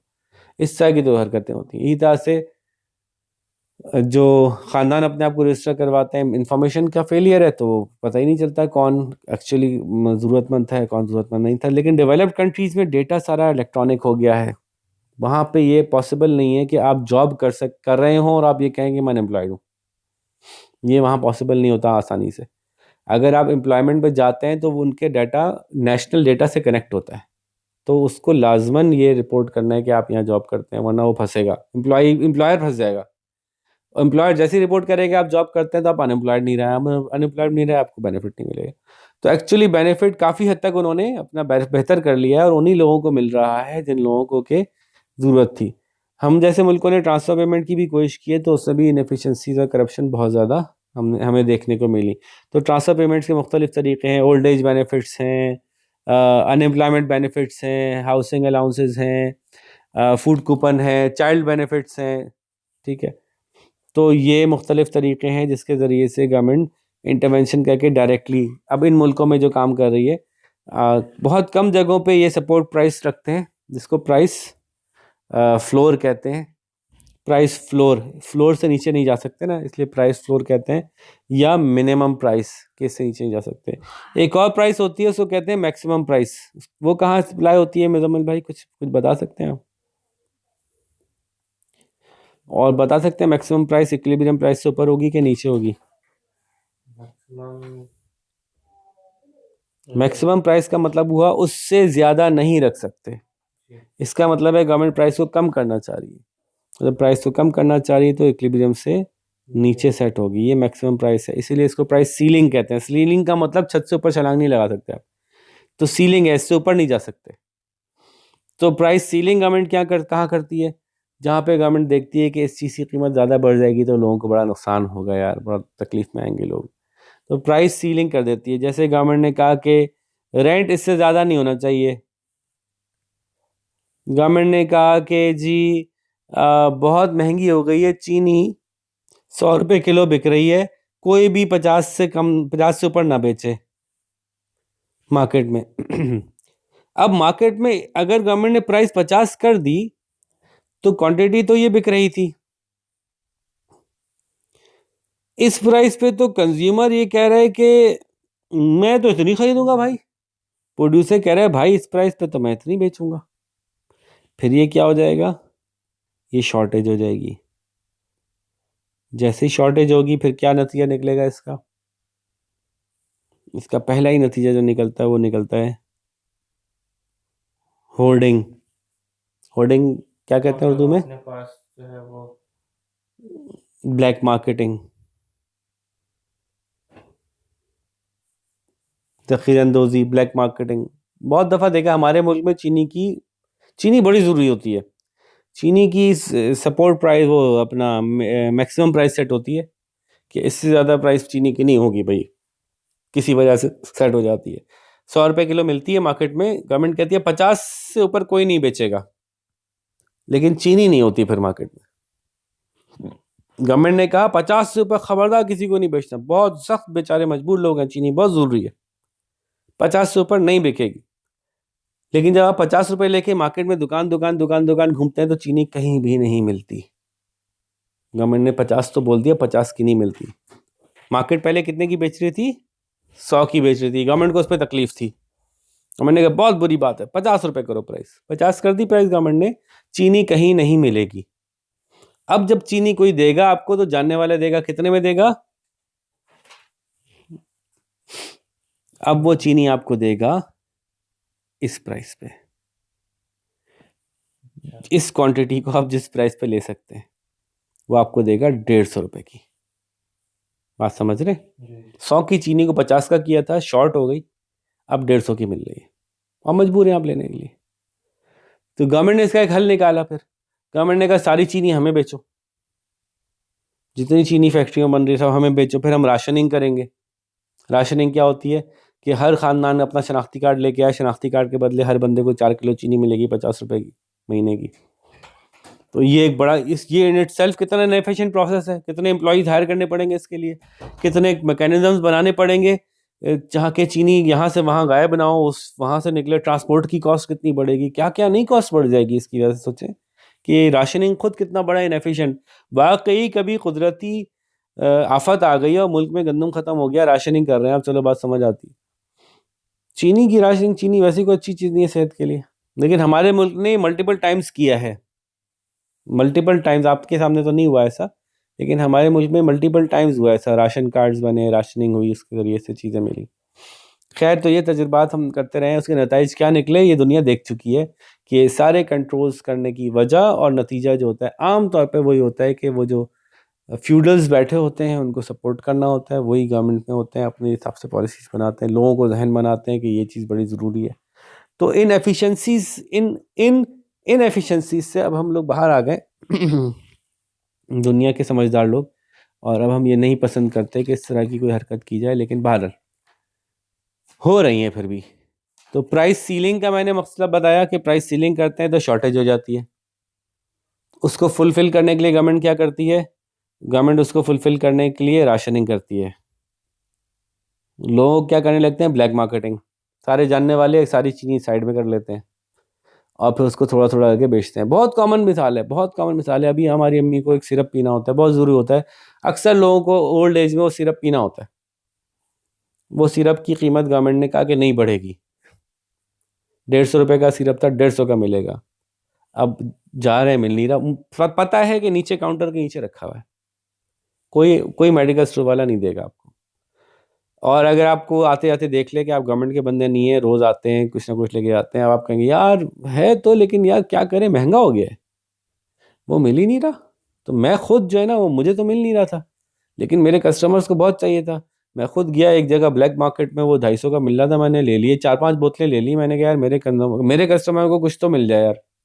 तो भाई 250 की मैं लेके आया हूँ, मजबूरी में आपको चाहिए तो ले लो, मैं एक दे सकता हूँ। उसके नीचे पूरा डब्बा पड़ा हुआ है वो आपको 250 की एक देगा। आप उससे बोलो 2-3, नहीं भाई 2-3 ही है मेरे पास, बस मैं आपको एक दे रहा हूँ, बस इससे गुजारा करो। तो गवर्नमेंट ने प्राइस कंट्रोल किया, उसने शॉर्टेज कर दी, शॉर्टेज करके ब्लैक मार्केटिंग शुरू कर दी। ब्लैक मार्केटिंग हो रही है, उसके नतीजे में राशनिंग होगी। राशनिंग बहुत ही इनएफिशिएंट, वो पुराने ज़माने का चक्कर है। राशनिंग का तो कोई कोई वही नहीं रहा। आसान नहीं है, बहुत इनएफिशिएंट है, बहुत कॉस्ट, एक्स्ट्रा कॉस्ट लग जाती है राशनिंग के चक्कर में। ठीक है, तो यूँ हमने प्राइस सीलिंग देख ली। प्राइस फ्लोरिंग मैंने आपको दिखा दी कि जहाँ गवर्नमेंट जो है वो कीमतें जो है वो ऊपर खड़ी कर देती है, उससे एक्सेस सप्लाई शुरू हो जाती है, फिर उसको गवर्नमेंट जमा करती है। हमारे मुल्क में गंदम की एक्सेस सप्लाई, गंदम की भी सपोर्ट प्राइस मौजूद है। गंदम जितने की मार्केट में बिक्री होती है, जिस वक्त गंदम कटती है तो कम की बिक्री होती है, किसान को नुकसान होता है, गवर्नमेंट उसको सपोर्ट प्राइस देती है। अब तो उस गंदम को क्या करती है? स्टॉक करती है कि जब बुरा वक्त आएगा, या गंदम की एक वक्त आएगा शॉर्टेज हो जाएगी, क्योंकि गंदम सीजनल है, गर्मियों में पकती है, तो 6 महीने बाद जाके गंदम कम हो जाएगी मुल्क में, तो गवर्नमेंट अपने सब स्टॉक्स निकालेगी। हर सुबह अपने स्टॉक निकालता है। हमारे जब सुबह के बाद स्टॉक निकालने का टाइम होता है तो गंदम को चूहे खा चुके होते हैं। तो हम एग्रीकल्चरल कंट्री है, लेकिन हम गंदम इंपोर्ट करते हैं। जब हमारी गंदम बनती है तो हमारे पूरे साल की कंजम्पशन से ज़्यादा बनी होती है। जब हमारी गंदम प्रोड्यूस होती है तो हमारे पूरे साल की कंजम्पशन से ज़्यादा गंदम प्रोड्यूस होती है, लेकिन साल के बीच में जाके हम उसको इंपोर्ट करते हैं, क्योंकि हमारी गंदम चूहे खा चुके होते हैं। इतने चूहे, इतने बड़े बड़े चूहे हमारे, इंसानी शक्ल के, दाढ़ी मूंछ वाले, है ना भाई, वो खा जाते हैं गंदम। और बहुत दफ़ा तो ये भी केस सुनने को मिला है चीनी के केस में भी, कि चीनी अचानक से ख़त्म हो गई मुल्क में। बनी थी इतनी कि मुल्क की कंजम्पशन से ज़्यादा बन गई थी, इतनी बन गई थी कि मुल्क को इतने लाख टन चाहिए, उससे बहुत डबल बन गई भाई, बहुत चीनी बन गई। एक्सपोर्ट कर दें, एक्सपोर्ट कर दी। उसके बाद चला, ओहो ये गलत अंदाज़ा हो गया था, कम हो गई, इंपोर्ट करने ने, अब इंपोर्ट भी हो रही है चीनी। पता चलता है बहुत दफ़ा कि चीनी की बोरी वहीं रखी रही, ना वो बाहर गई थी ना वापस आई, ना वो एक्सपोर्ट हुई थी, एक्सपोर्ट के पैसे वसूल हो गए, ना वो इंपोर्ट हुई थी, इंपोर्ट के पैसे वसूल हो गए। तो बहरहाल इस तरह की सारी हरकतें होती हैं गवर्नमेंट की जब भी इंटरवेंशन मार्केट में होती है, चाहे वो प्राइस सीलिंग हो, प्राइस फ्लोरिंग हो, डायरेक्ट प्राइस फिक्स करना हो, ट्रांसफ़र पेमेंट्स हो। ठीक है, अब इसका आज का आखिरी टॉपिक हम डिस्कस कर लें। मेरे सामने जो घड़ी है उसका सेल बंद है, तो उसकी वजह से मैं थोड़ा सा फ्लो में ज़्यादा बोल गया। टॉपिक भी जज्बाती था, क्या करते। एक छोटी सी बात इसमें जो डिस्कस होने से रह गई, वो क्या थी जनाब? वो बात ये थी कि गवर्नमेंट मुख्तलिफ मुल्कों में लोग ये अंदाज़ा लगाते हैं कि लोगों की कितनी इनकम या वेल्थ एक्यूमुलेट हुई हुई उनके पास। इनकम कहते हैं हर महीने जो आप कमाते हैं, और वेल्थ कहते हैं जो आपके पास सेविंग होती हैं। तो मुख्तलिफ़ तरह के मुल्कों में ये इनकम की डिस्ट्रीब्यूशन मुख्तलिफ़ तरह से होती है, या वेल्थ डिस्ट्रीब्यूशन मुख्तलिफ़ तरह से होती है। ऐसा भी हो सकता है कि फॉर एग्ज़ाम्पल मेरे मुल्क में 100 रुपए हों, टोटल कमाए जाते हों, हर साल 100 रुपए कमाए जाते हों, मैं कहूँ 95 रुपए 3 बंदे कमाते हैं, बाकी 12 करोड़ जो हैं या 22 करोड़ जो हैं वो 5 रुपए कमाते हैं। ठीक है, ज़्यादातर पैसे कुछ लोग कमा लेते हैं और थोड़े से पैसे बाकी सब लोग कमा रहे होते हैं। इसको कहते हैं इनकम डिस्ट्रीब्यूशन में इनइक्वालिटी है, इनकम डिस्ट्रीब्यूशन इक्वल नहीं है।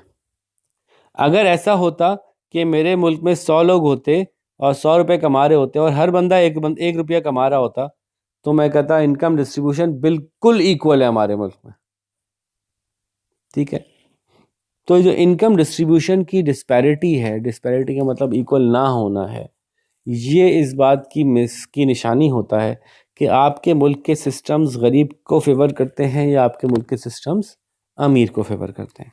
जितना ज़्यादा आपके मुल्क में ये इनकम इनइक्वालिटी होगी, इनकम डिस्ट्रीब्यूशन की इनइक्वालिटी होगी, उतना ही ज़्यादा आपके मुल्क में, इसका मतलब है सिस्टम्स जो गवर्नमेंट के बनाए हुए हैं वो अमीर को सपोर्ट कर रहे हैं। अगर आपके मुल्क की इनकम डिस्ट्रीब्यूशन को मेजर किया जाए तो उसको मेजर करने के मुख्तलिफ टूल्स हो सकते हैं। आपकी किताब में जो दिया हुआ है वो गिनी कोफिशिएंट दिया हुआ है। ठीक है, गिनी कोफिशिएंट जो है वो GINI है, सॉरी, गिनी कोफिशिएंट जो है वो एक्चुअली मेजर करता है कि आपकी कितनी डिस्ट्रीब्यूशन इनकम की या पैसों की अच्छी है।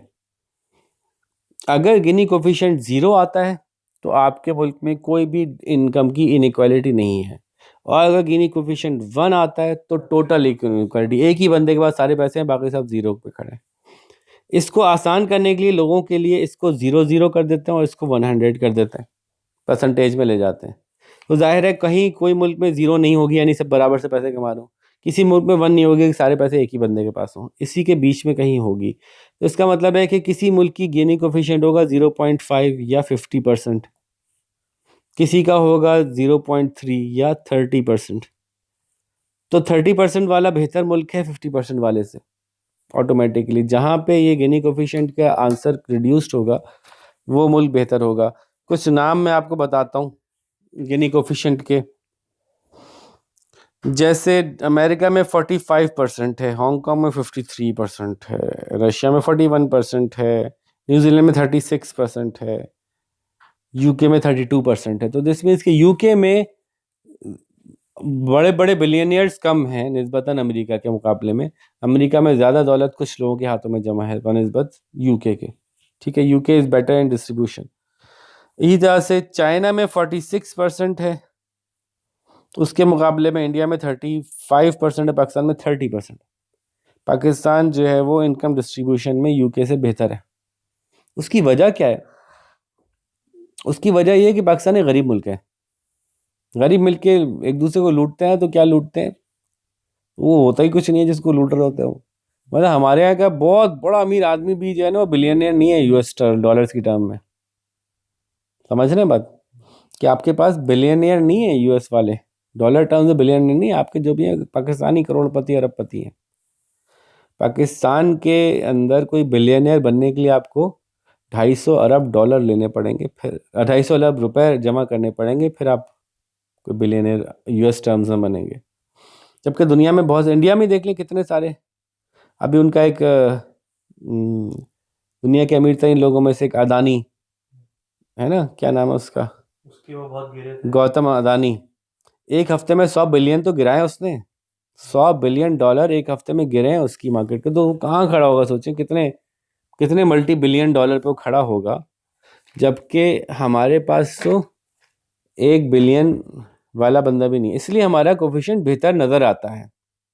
हमारा कोफिशिएंट बेहतर था। दूसरा ये कि एक मसला हमारे मुल्क का ये भी है कि हमारे यहाँ डेटा ज़्यादातर जो जमा होता है वो गवर्नमेंट खुद जमा करती है, तो इससे भी डिस्पैरिटी आती है डेटा में। खैर बहरहाल, लेकिन ये बात दुरुस्त है, जैसे पॉल्यूशन है ना, आपको जगह जगह कितनी पॉल्यूशन दिखती है, कितनी पॉल्यूशन है, लेकिन दुनिया में पॉल्यूशन फैलाने वाले मुल्कों में हम सबसे नीचे खड़े हैं, क्योंकि हमारे कुछ होता ही नहीं है। हमारी कोई इंडस्ट्री नहीं लगी हुई जहाँ से वो धुआं निकलता हो। कौन कितनी हमारी वो है। हमारे यहाँ लोग इतना अमीर थोड़ी है कि हर देहात गांव में गाड़ियाँ ही गाड़ियाँ गाड़ियाँ ही गाड़ियाँ हो। नहीं, ऐसा नहीं है। शहरों में कुछ हमारे यहाँ गाड़ियाँ ज़्यादा हैं, चूंकि वेंटिलेशन का इंतजाम नहीं है, एक अजीब सा स्ट्रक्चर खड़ा हो गया है, स्मॉग फंस जाता है बीच में आके शहर में, इसलिए आपको पोल्यूशन ज़्यादा किसी किसी शहर में ज़्यादा लगती है। लेकिन ओवरऑल पाकिस्तान पोल्यूशन क्रिएट करने वाला मुल्क थोड़ी है। क्रिएट करने वाले मुल्कों में तो डेवलप्ड कंट्रीज़ हैं जिनके अंदर बड़ी बड़ी फैक्ट्रीज़ हैं। मैनेजमेंट की वजह से मिस मैनेजमेंट से पोल्यूशन हमारे यहाँ नज़र आती है ज़्यादा, या कुछ शहरों में ज़्यादा नज़र आती है, जैसे कराची, लाहौर, फैसलाबाद, ये 2-3 शहर हमारे जो मशहूर हैं इस मामले में। ठीक है जी। तो हमारे यहाँ इनइक्वालिटी ऑफ इनकम की रीज़न क्या क्या है?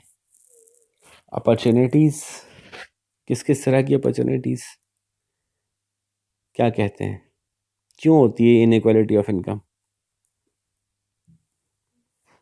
एजुकेशनल अपॉर्चुनिटीज़ डिफरेंट है हमारे यहाँ। क्या मतलब हुआ इसका? गरीब का बच्चा कुछ और पढ़ता है, अमीर का बच्चा कुछ और पढ़ता है। तो गरीब का बच्चा कभी समझ ही नहीं पाएगा कि वो करना क्या है उसको लाइफ में। उसको उस तरह से एजुकेट किया ही नहीं जाता। उसके तालीमी, उनके यहाँ जब इंटर में इकनॉमिक्स पढ़ाई जाती है तो वो ये इकनॉमिक्स नहीं होती जो आप पढ़ रहे हैं। उनके यहाँ जो थ्योरेटिकली जिस तरह सब्जेक्ट को पढ़ाया जाता है, वो सब्जेक्ट पढ़ के वो समझ, वो उस लेवल पे आ ही नहीं पाता कि वो अंडरस्टैंड कर सके कि वो कहाँ जा सकता है। एक इंसान होने की हैसियत से वो कहाँ कहाँ जा सकता है। तो एजुकेशनल अपॉर्चुनिटीज़ गरीब के पास नहीं होती हैं, वो गरीब से गरीब तर होता चला जाता है, अमीर से अमीर, अमीर अमीर से अमीर तर होता चला जाता है। ठीक है, ट्रेनिंग के कोई इदारे नहीं है हमारे यहाँ। No formal training possible. Formal training, ऐसे कोई ख़ास इदारे नहीं है जहाँ गरीब जाके अपनी ज़िंदगी बदल ले। मैं जी हीरे तराशना सीख लिया, अब मैं एक नया काम करूँगा, ये सीख लिया। बहुत मुश्किल है हमारे यहाँ। अच्छा, यही के साथ साथ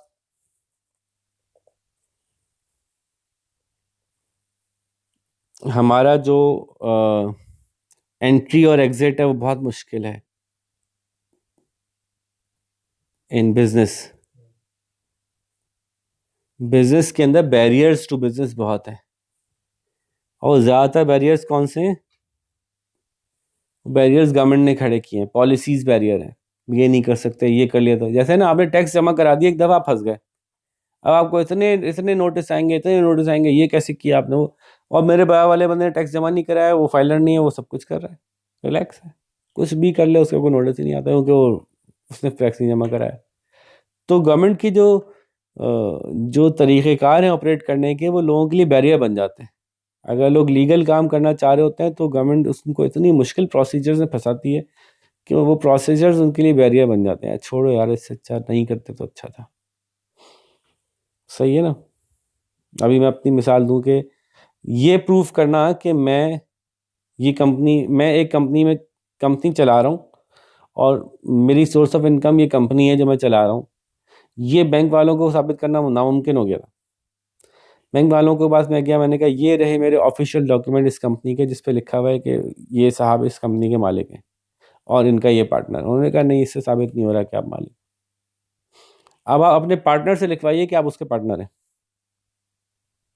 मैंने कहा अब मेरे पार्टनर को आप जानते हैं, तो क्या पता वो ना लिख के, वो जो मैं अपना साइन कर दूं, किसी और का साइन कर दूं, किसी और को बोल दूं कि मेरा पार्टनर है। इस डॉक्यूमेंट की कह रहे हैं आपको ज़रूरत नहीं है कि ये कंपनी मैं ओन करता हूँ। एक डॉक्यूमेंट आपको चाहिए जिसमें एक शख्स ने लिखा है कि ये शख्स मेरा पार्टनर है। वो तो कोई भी लिख के दे सकता है। एक्चुअली तो आपको ये ओरिजिनल डॉक्यूमेंट, ये ज़्यादा काम का होना चाहिए था। इससे साबित हो रहा है कि मैं एक कंपनी में पार्टनर हूँ। इस तरह की बेतहाशा फजूल किस्म की बेतहाशा वो हैं बैरियर्स। और वो बैरियर्स क्यों लगाए जाते हैं हम छोटे मुल्कों में? ताकि गवर्नमेंट जो है वो फायदा। ताकि ग्रीस मनी लगे। ग्रीस मनी समझते हैं? हम्म, फॉर्मल टर्म है रिश्वत के लिए। ठीक है, ग्रीस में नहीं लगे भाई, फंस गया मामला, थोड़ा थोड़ा ग्रीस लगाओ तो निकलेगा, चिकना कर दो यहाँ से निकल जाएगा। तो ग्रीस मनी के लिए बैरियर्स बनाए जाते हैं आपको मार्केट के अंदर इतने ज़्यादा कि आप जो करना है आप कर लो, कोई मसला नहीं है, बस थोड़े से पैसे डिले करो, ठीक है। तो बैरियर्स की वजह से, एंट्री एग्जिट बैरियर की वजह से हमारे यहाँ ये एक बहुत बड़ा मसला है, ठीक है। फिर हमारे यहाँ जो है वो क्रेडिट अवेलेबिलिटी नहीं है गरीब के लिए।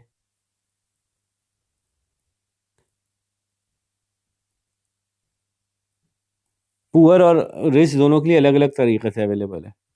पुअर के लिए no credit available, bank account ही नहीं खोल सकता पुअर आदमी। तो आप कहेंगे मैं अकाउंट खोलना चाहता हूँ, कहेंगे आप कोई नौकरी करते हैं तो खोल सकते हैं, वरना नहीं खोल सकते। भाई मेरा कारोबार है, मैं जूते पॉलिश करता हूँ, ये अकाउंट नहीं खुलेगा, आप खोल ही नहीं सकते, नॉर्मल अकाउंट नहीं खोल सकते, या फिर आप गरीब वाला अकाउंट खोल लो, ठीक है। और जो अमीर होता है उसके पास क्या होता है, उसको डिस्काउंट से डिस्काउंटेड तरीन रेट पर क्रेडिट मिलता है, और वो माफ़ भी करवा लेता है कि सॉरी मैं वापस नहीं कर रहा। तो जब क्रेडिट नहीं होगा आपके पास अमाउंट नहीं होगी इन्वेस्ट करने के लिए, तो आप कैसे बड़े बनोगे। जैसे कि उसमें क्रेडिट क्रैश भी हुआ था, क्रेडिट क्रैश हुआ था, और पाकिस्तान में भी और दुनिया भर में हुआ था, ठीक है जी। तो इस तरह के बहुत सारे रीजंस हैं जिसकी वजह से ये इनइक्वालिटीज़ बनती हैं। गवर्नमेंट की पॉलिसीज़ बहुत बड़ा इसमें किरदार अदा करती हैं इन इन इनइक्वालिटीज़ के बढ़ने की वजह को। दुनिया भर के मुल्कों में इसके ऊपर बाकायदा रिसर्च हो रही है, होती है, इससे कैसे निजात हासिल की जाए। प्रोग्रेसिव टैक्सेशन एक रास्ता है जिससे पूरी दुनिया चल रही है इस वक्त, पाकिस्तान के अलावा। प्रोग्रेसिव टैक्सेशन क्या है? प्रोग्रेसिव टैक्सेशन ये होती है कि जो जितना ज़्यादा कमाता है वो उतने ज़्यादा पैसे पे करे टैक्स में। दुनिया के दूसरे मुल्कों में 50% या उससे भी ज़्यादा टैक्स पे करते हैं लोग। फैसिलिटीज सारी गवर्नमेंट दे देती है, फिर आप टैक्स पे करो, फैसिलिटीज हम दे रहे हैं। हमारे यहाँ भी प्रोग्रेसिव टैक्सेशन नाम की है, लेकिन सारे के सारे टैक्स हमारे इनकम टैक्स के अलावा सब रिग्रेसिव हैं, यानी गरीब ज़्यादा पे करता है अमीर के मुकाबले में as a proportion of their income, ठीक है। तो प्रोग्रेसिव टैक्सेशन एक तरीका मैंने बताया इस इनकम इक्वालिटी का ख़त्म करने का। Special incentive scheme small scale business के लिए। हमारे यहाँ सबसे बड़ी सब्सिडी कौन लेके जाता है बिजनेस में? सबसे बड़ी सब्सिडी का मतलब होता है खैरात गवर्नमेंट की, वो सबसे बड़े बिजनेस लेके जाते हैं। हमारे यहाँ जो बड़े बिजनेस हैं वो गवर्नमेंट से सब्सिडी लेते हैं। तो ये क्या बात हुई? यही तो इनकम इनइक्वालिटी प्रोड्यूस कर रही है।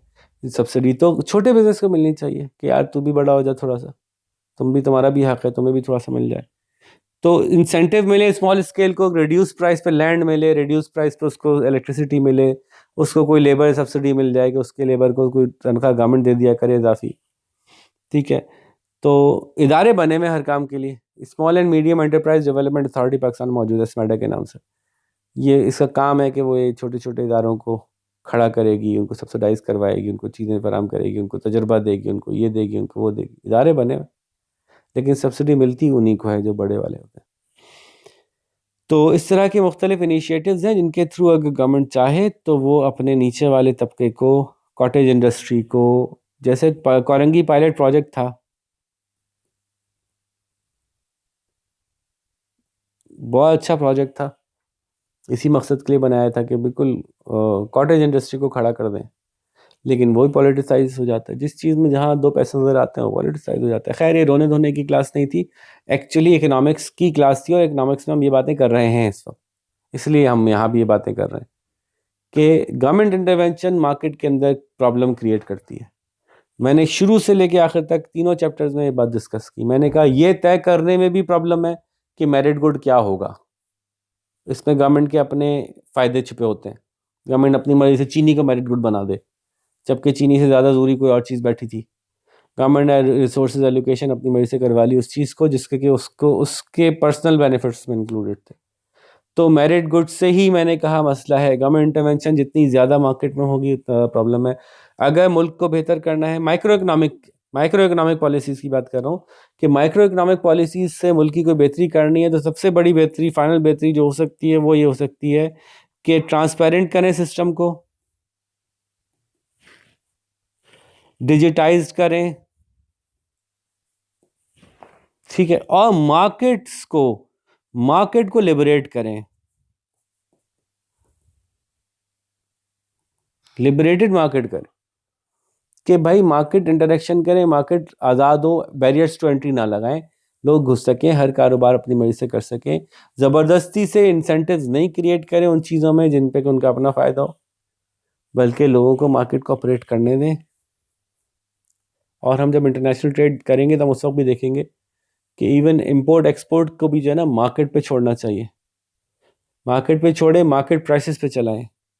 आप पेट्रोल सस्ता करते हैं, लोग ज़्यादा कंज्यूम करते हैं, फिर लोग रोते हैं कि पेट्रोल नहीं मिल रहा, आप उसको मार्केट रेट पे आने दो एक दफ़ा, ऑटोमेटिकली आप उतना ही मंगाओगे जितने आपके पैसे हैं। अभी क्या है, गवर्नमेंट इंटरवेंशन से नतीजा क्या निकला कि हमारे मुल्क में इनकम अगर $10 की है तो हम मंगाते हैं $20 का सामान, और बाकी $10 के लिए भीख मांगते हैं।